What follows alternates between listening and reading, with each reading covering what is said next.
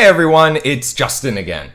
In this lesson, we're going to be performing rotations about the origin. I'm going to show you what that means, but before we get started, you should print a copy of the performing rotations cutouts. Follow the instructions on the sheet by using a scissor to cut out each coordinate plane. Pause the video now so you can get that prepared. You'll need these ready for our examples.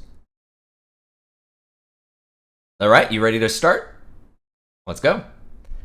By the end of this lesson, you should be able to perform rotations 90 degrees, 180 degrees, and 270 degrees about the origin. First, we'll explore rotations and some useful vocabulary, and then we'll complete 3 examples. Let's start by exploring some rotations that you may be familiar with. We can see that this potter's wheel rotates. Each time it completes one full turn, it is rotated 360 degrees. And the point that the entire wheel is rotating around in the middle is called the center of rotation. Let's look at another example. This logo could have been created by rotating a shape 90 degrees counterclockwise over and over about this point, which is its center of rotation. 90 degrees is 1/4 of 360, so that's why the shape would be rotated 4 times to complete a circle. The person that made this could have rotated clockwise as well. This pinwheel also shows a blade rotated 90 degrees counterclockwise or clockwise to make the others. We also have abbreviations for counterclockwise, CCW, and clockwise, CW, that we're going to use a lot in this lesson. If we aren't told which way to rotate, we actually assume that we're supposed to go counterclockwise. Let's explore rotations a little more before we look at some examples.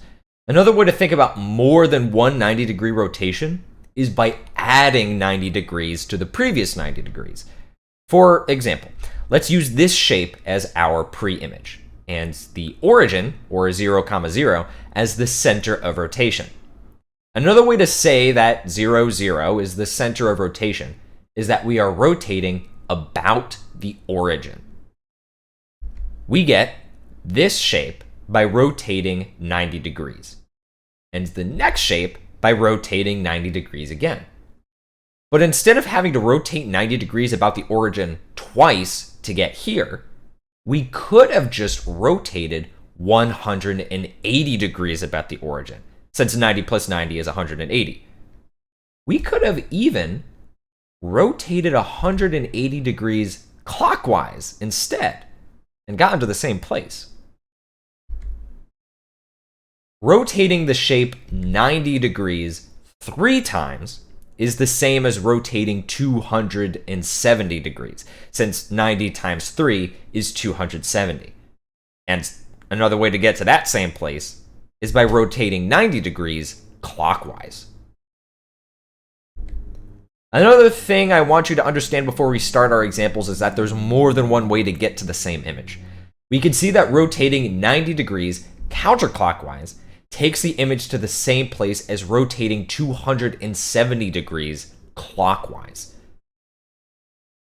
Rotating 180 degrees counterclockwise takes the shape to the same place as rotating 180 degrees clockwise.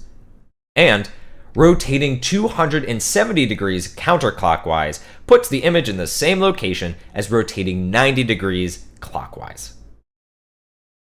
You may be wondering about a 360-degree rotation, but no matter which direction we rotate 360 degrees, the shape would end up in the same place that it started in, which means the image will be the same as the pre-image. And rotating 0 degrees, or not at all, would have given us the same picture. That's all the background information I have for you before we start some examples. So pause the video now so you can catch up on filling in your notes template.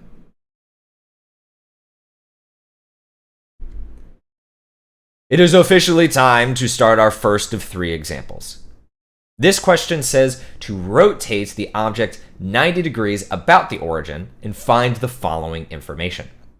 Since the question doesn't specify which direction to rotate, we can assume we're supposed to turn the figure counterclockwise. Also, all of the problems you will complete in this lesson are rotations about the origin, which means 0, 0 is the point we're rotating around.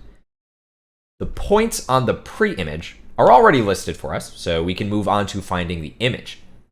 This is where you're going to use your first cutout. So locate the cutout that has this triangle on it. Now, take this cutout and turn it 90 degrees counterclockwise. Now the axis that's labeled Y is no longer a vertical line, it's horizontal. This makes it our new x-axis.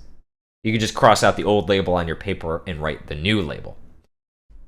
And the axis that's labeled X is now the new y-axis. Then we relabel all of our points as A prime, B prime, and C prime to represent our image. Now that may have seemed like a lot of information, so take a time out here if you want to go back to any parts you've already watched.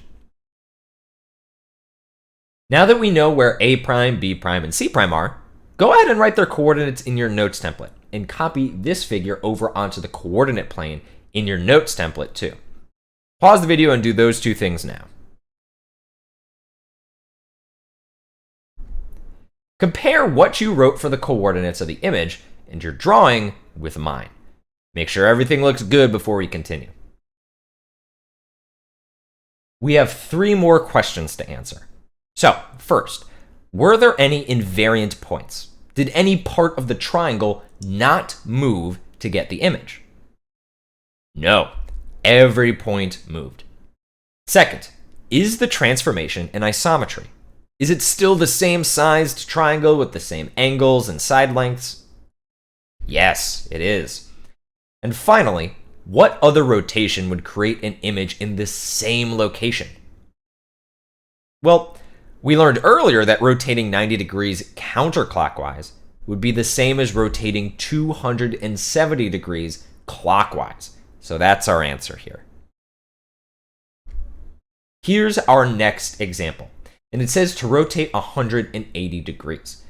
Since it doesn't say which direction, we assume counterclockwise. Go ahead and locate your cutout with this triangle on it.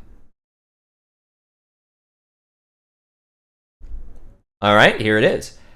The next step is to rotate your paper cutout 180 degrees counterclockwise. Then update the axis labels and the point labels. So pause the video and try this now.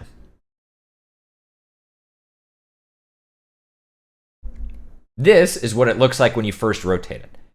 And then when we update our axis labels and point labels, it looks like this. So how's it going so far? If you need to go back in the video, now's a good time to do so. Now that we know where the image will be, take this information and copy it onto your notes template. Also, try to finish up the other parts of the question. Pause the video and do that now. I'll show you the answers to the entire problem in a moment, but do it on your own first.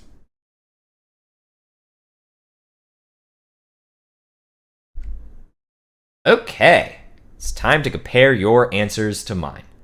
I sketched in the image and wrote its points. There were no invariant points because everything on the triangle moved, and it's an isometry because the image maintained the same size and shape. We also learned earlier that rotating 180 degrees clockwise would take us to the same place as rotating 180 degrees counterclockwise. Here's our final example. And this example specifically says to rotate clockwise. Go ahead and do this example on your own. And be sure to go 90 degrees clockwise, not 90 degrees counterclockwise. Pause the video now and try to complete this entire example on your own.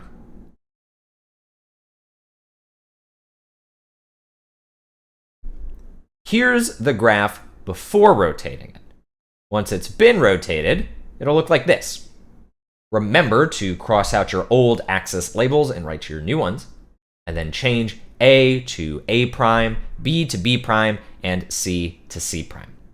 Then take these new points and answer the questions in your notes template if you haven't already done so.